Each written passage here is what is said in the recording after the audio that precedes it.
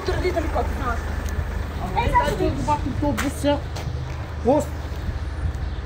Ще ми прави проблем за моята кола, само ми продължава да записва без разрешение. Сега ще видиш.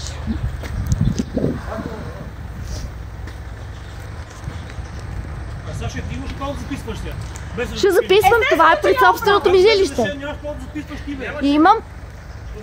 Сашке! Аз се записвам пред моето жилище.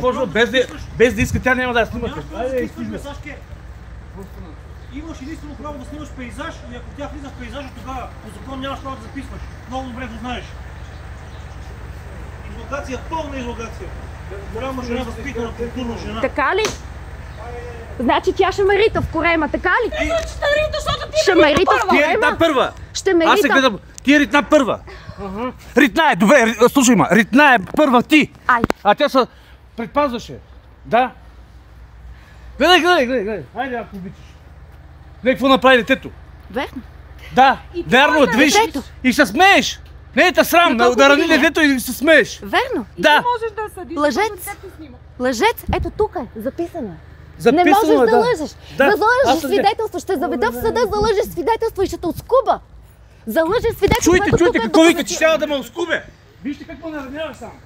Ей, свидетел е отгоре. И горе и един свидетел. Внимавайте с този човек.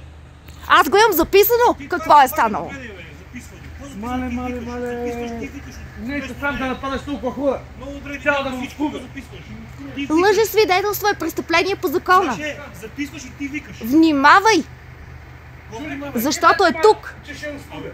Ти къде ще живееш тук? Срещу всичките ли ще си тръгнала? Какво? Ще съдиш целият блок ли? Ако трябва. И ти как ще живееш тук? Щом лъже свидетелстваш, Ще свидетелстваш. Никой няма принуди да свидетелства на сила. да видим. Ако продължава така, ще вика 112. Викай. Абе, мисля, че няма да го правя.